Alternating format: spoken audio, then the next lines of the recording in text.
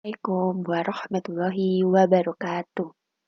Kami dari kelompok 4 yang beranggotakan Erlina Runtut Bella Vista dengan NPM 18862060017 dan Rilva Indah Radita dengan NPM 18862060028. Untuk memenuhi mata kuliah pengembangan pembelajaran bahasa Indonesia sekolah dasar yang diampu oleh Ibu Evi Ika Febrian dari MPD.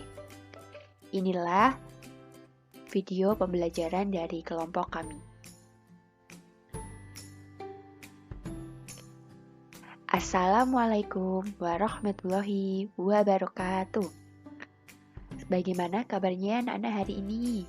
Baik ya, hari ini kita akan belajar tema 1, pertumbuhan dan perkembangan makhluk hidup, dengan subtema 1, ciri-ciri makhluk hidup, pembelajaran 1.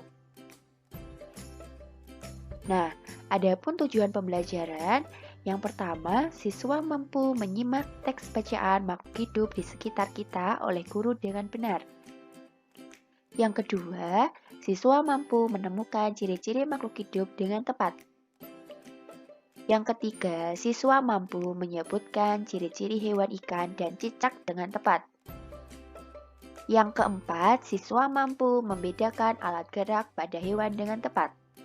Yang kelima, siswa mampu menyimpulkan hasil pengamatan tentang ciri-ciri hewan dan alat geraknya menggunakan bahasanya sendiri dengan tepat.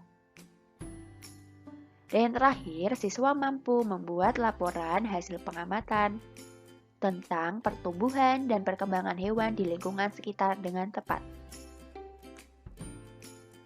Nah, kira-kira materi yang akan kita bahas hari ini apa ya? Yang pertama yaitu ada ciri-ciri makhluk hidup, yang kedua ada kesimpulan, dan yang ketiga ada laporan pengamatan.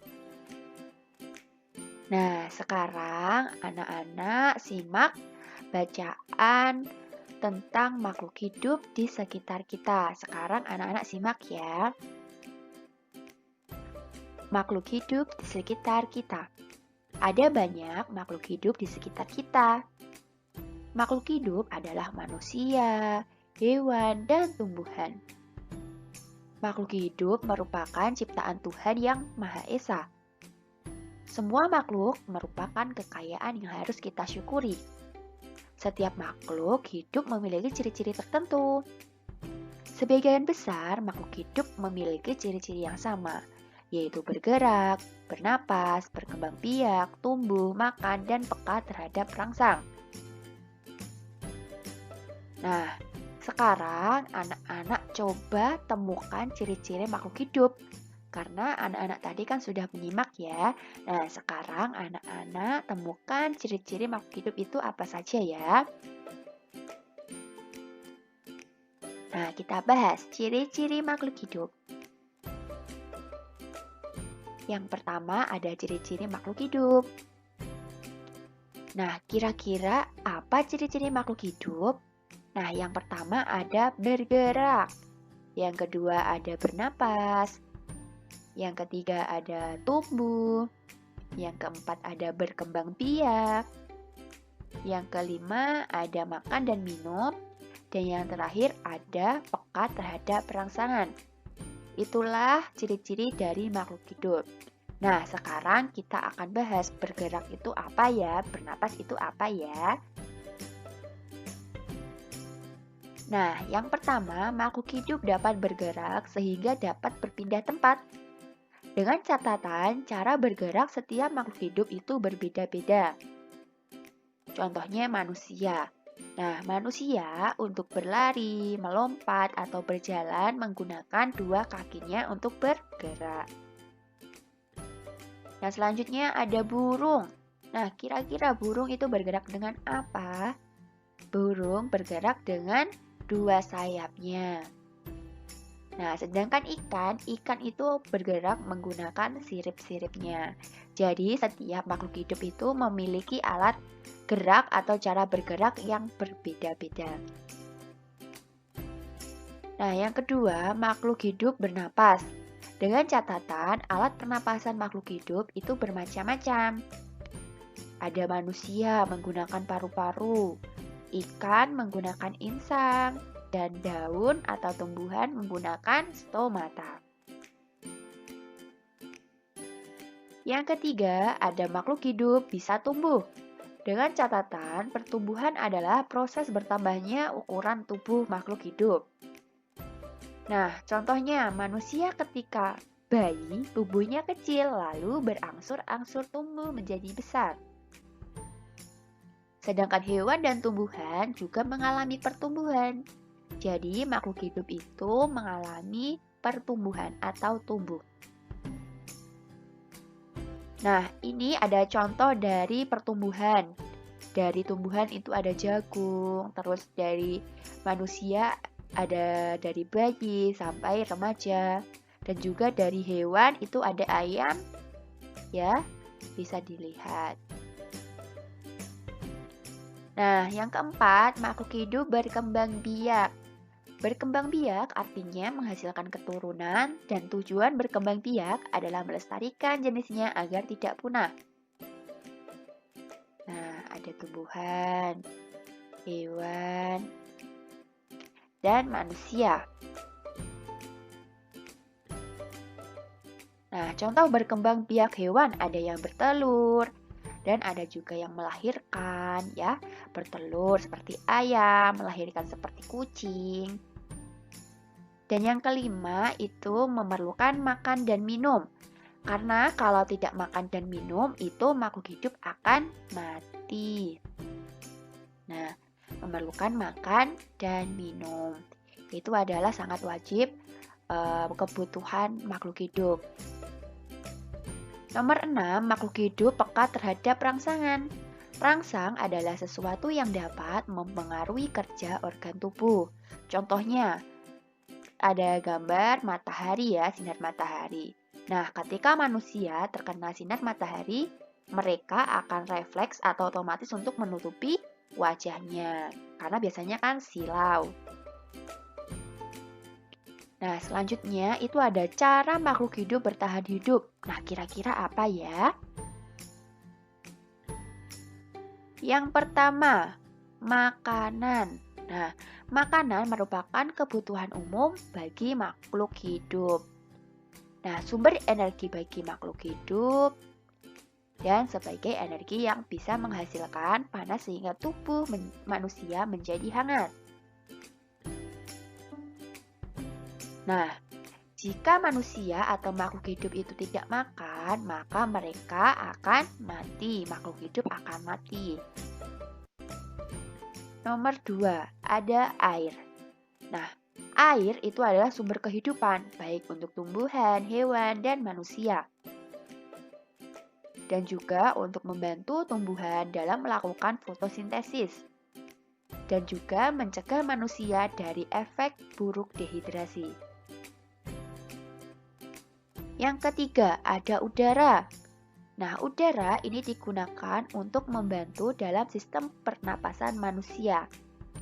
Udara yang masuk ke dalam tubuh makhluk hidup, peredaran darah pun akan menjadi lancar. Nomor 4, sinar matahari. Untuk kehidupan tumbuhan dalam pembuatan makanan. Untuk menghangatkan tubuh manusia, dan juga memberikan penerangan bagi lingkungan yang ada di sekitar manusia.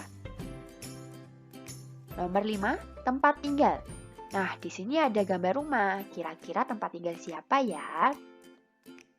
Tempat tinggal manusia, yaitu untuk melindunginya dari panas sinar matahari dan juga hujan. Nah, ada juga kandang, gambar ayam. Jadi itu adalah kandang hewan. Gunanya apa? Untuk berlindung. Hewan pun membutuhkan kandang. Dan juga tumbuhan membutuhkan tanah yang subur. Nah, sekarang coba anak-anak sebutkan ciri-ciri hewan cicak dan ikan ya. Nah, sekarang kita akan lanjutkan materi selanjutnya, yaitu adalah kesimpulan. Yang pertama, pengertian kesimpulan. Kesimpulan merupakan sebuah gagasan yang tercapai pada akhir pembicaraan. Dengan kata lain, kesimpulan adalah hasil dari sebuah pembicaraan atau materi yang telah dibahas. Selanjutnya yaitu langkah-langkah membuat kesimpulan. Nah, di sini ada yang tahu tidak apa langkah-langkah membuat kesimpulan? Ya, jadi langkah-langkah membuat kesimpulan yang pertama yaitu mendengarkan atau membaca dengan seksama isi informasi yang disampaikan atau dibaca. Yang kedua, yaitu menafsirkan pokok pembahasan. Yang ketiga, menyeleksi dan menentukan pokok pikiran. Yang keempat, menulis kembali pokok pikiran dengan kalimat sendiri secara ringkas. Yang kelima, menyampaikan kembali isi informasi yang telah ditulis secara jelas dan runtut. Yang keenam, adapun isi dari kesimpulan sendiri yaitu ringkasan isi teks dengan memuat informasi secara singkat, jelas, dan padat. Dan yang terakhir, adalah kesimpulan yang baik itu, kesimpulan yang memuat seluruh isi teks yang dibahas dengan kalimat efektif dan mudah dipahami. Selanjutnya, ciri-ciri membuat kesimpulan. Nah, anak-anak, di sini ada yang tahu tidak apa saja ciri-ciri kesimpulan yang baik?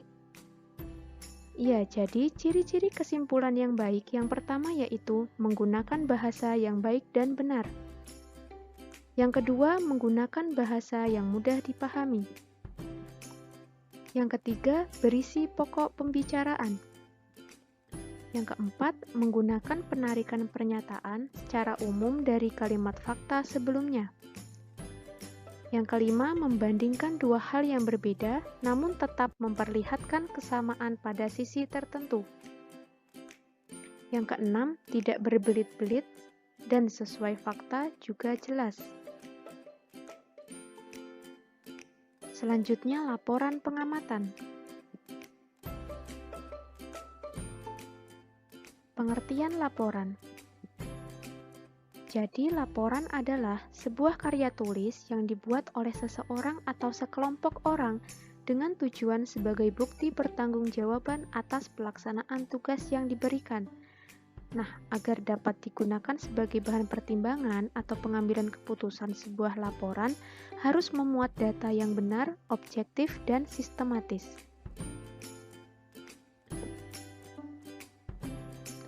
Selanjutnya yaitu struktur dalam laporan. Apakah di sini ada yang tahu apa saja struktur dalam laporan itu? Ya, jadi yang pertama, struktur dalam laporan adalah terdiri dari cover, yang artinya halaman yang letaknya berada di bagian paling awal sebuah laporan. Yang kedua yaitu kata pengantar, artinya bagian yang tidak boleh dilewatkan dalam membuat sebuah laporan. Yang ketiga yaitu daftar isi. Daftar isi yaitu halaman yang di dalamnya memuat pemetaan halaman untuk setiap bagian.